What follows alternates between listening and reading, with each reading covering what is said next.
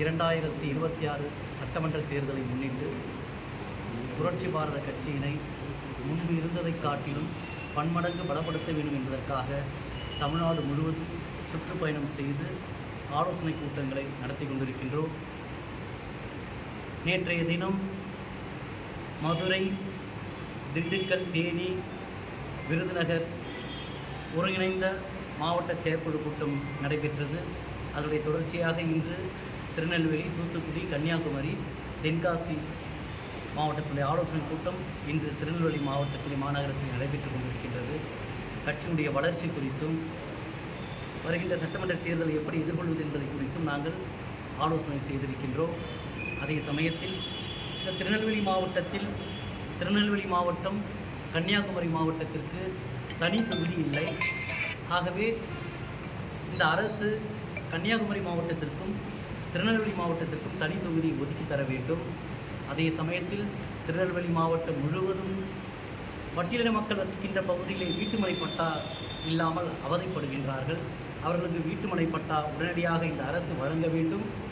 இன்னொரு முக்கியமான விஷயம் என்னவென்று சொன்னால், இந்த மக்களுக்கு இந்த திருநெல்வேலி மாவட்டம் மட்டுமல்ல, தென் மாவட்டம் முழுவதும் பார்த்தோம் என்று சொன்னால் இந்த மக்களுக்கு சுடுகாடு இல்லை. இந்த பட்டியலின மக்கள் வசிக்கின்ற பகுதியில் எங்குமே சுடுகாடு கிடையாது. அப்படியும் மீறி சுடுகாடு இருந்தால் போவதற்கு வழி இல்லை. பெரும்பாலான பகுதியில் சுடுகாடே இல்லை. குளக்கரையிலும் ஆற்றங்கரையிலும் தான் புதைக்கிறார்கள்.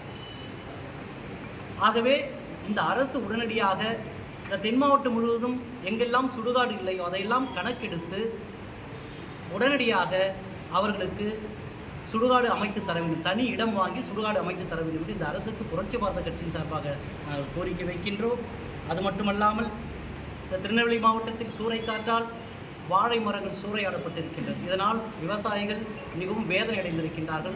அவர்களுக்கு தகுந்த இழப்பீடு கொடுக்க வேண்டும். அதே சமயத்தில் திருநெல்வேலி மாவட்டத்தில் சட்டவிரோதமாக இயங்கும் கல்குவாரிகள் மீது நடவடிக்கை எடுக்க வேண்டும் இந்த அரசு.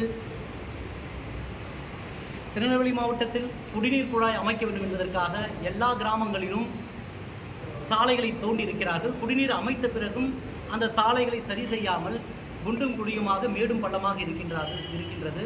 அதனால் இந்த மக்கள் எல்லாம் அவதிப்படுகின்றார்கள். உடனடியாக இந்த அரசு சாலைகளை சீரமைத்து தர வேண்டும். தாமிரபரணி ஆற்றிலே கழிவுநீர் கலக்கப்படுகின்றது. அதற்கு உடனடியாக இந்த அரசு அதை தடுக்க வேண்டும் என்று புரட்சி பாரத கட்சியின் சார்பாக நாங்கள் கேட்டுக்கொள்கிறோம். நம்ம இப்போ எந்த கூட்டணியில் இருக்கிறோம்? 2026 சட்டமன்ற தேர்தல் என்ன நிலைப்பாடு?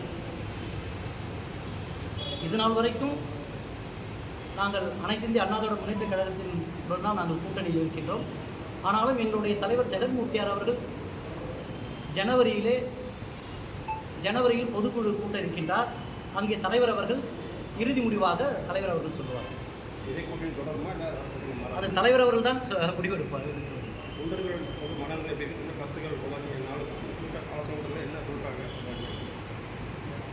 தொண்டர்கள் என்ன சொல்கிறாங்க? நாங்கள் இந்த பட்டியலின மக்கள் ரொம்ப அவதிப்படுறோம், இந்த ஆட்சியில் நாங்கள் ரொம்ப அவதிப்படுறோம்னு சொல்கிறாங்க.